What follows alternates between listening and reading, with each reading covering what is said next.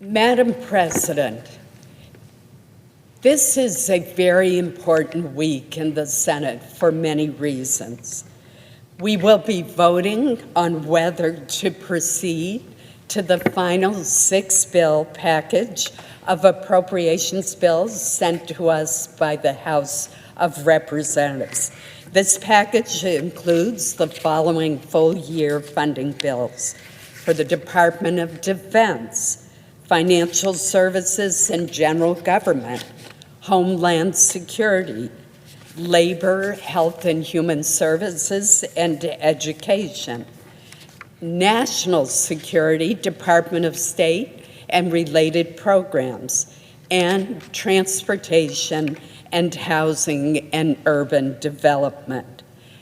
Madam President, as a valued and important member of the Appropriations Committee, you know well that these are fiscally responsible bills that reflect many months of hard work and deliberation from members from both parties and from both sides of the Capitol. They reflect input from nearly every senator.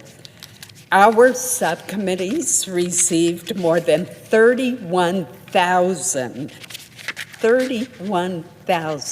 requests from senators for these 6 bills alone. Over the last months, our subcommittees have worked through all of these requests and done a great deal of important work. They've also worked hard on a bipartisan basis with their House counterparts to reconcile House and Senate priorities for these bills, as well as those of the administration. This was not an easy task. In developing the final fiscal year 2026 appropriations bills, the House and Senate committees worked from a top line that is less than what Congress would spend under a continuing resolution. Priorities were realigned, difficult decisions were made. This process resulted in successful bipartisan votes in the House of Representatives to approve these 6 bills. Now, Madam President, it is the Senate's turn to show that we can work together in a bipartisan manner to finish the job. It is so important that we do so because looming is a government shutdown, another harmful, unnecessary, and disastrous government shutdown if we do not complete our work.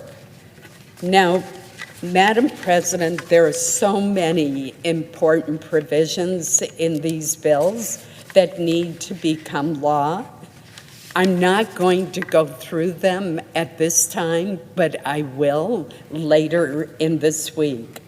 Let me say, Madam President, that the tragic death of Alex Pretti has refocused attention on the Homeland Security bill, and I recognize that and share the concerns.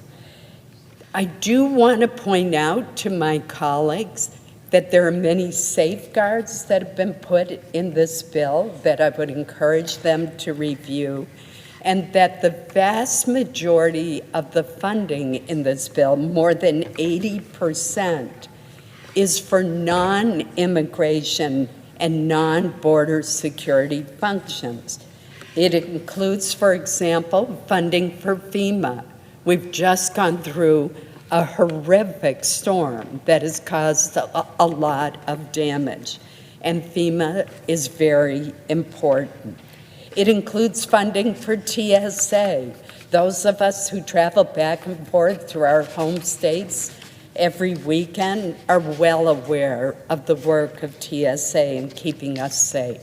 It includes funding for cybersecurity and physical infrastructure protection. And important to the states of the presiding officer in the state of Maine, It includes funding for the U.S. Coast Guard.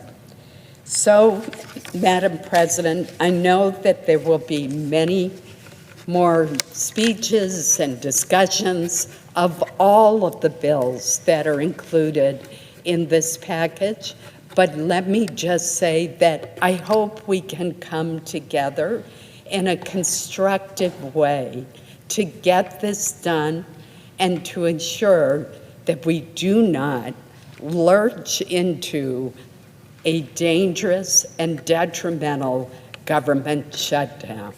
So that is my goal, and I look forward to working with our colleagues this week to accomplish that objective. Thank you, Madam President. As I said, I will have more to say on each of the bills as the week progresses. Thank you. Subscribe to One India and never miss an update. Download the One India app now.